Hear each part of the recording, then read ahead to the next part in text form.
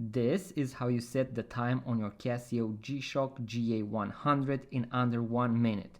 First, you want to press and hold the adjust button for 3-4 seconds. You are going to hear a small beep, and as you can see, the home city is going to flash. We are going to use the mode button in order to toggle between different options. I'm going to press it once again. Here you can select between 12-hour display and 24-hour display. As you can see, now we have 24 and now we have 2 p.m. I'm going to leave it at 24. I'm going to press the mode button once again. If I press the forward button, I'm going to reset the seconds to 0. I'm going to press the mode button once again. Now I can adjust the hours. You can also use the reverse button in order to go backwards. You can also press and hold in order to speed scroll. Now I'm going to press the mode button once again and adjust the minutes.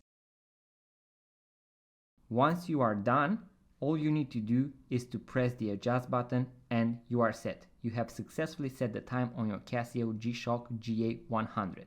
So guys, that was the quick tutorial that I had for you today. In case you want to know more about your Casio G Shock, I'm going to have a full guide on all the functions and features of the Casio G Shock GA 100. So make sure to check the link in the description box below. Also, if you are into watches, vintage watches, watch tutorials and watch unboxing videos, guys, make sure to give it a thumbs up, subscribe to this YouTube channel, and I'm going to see you on the next video.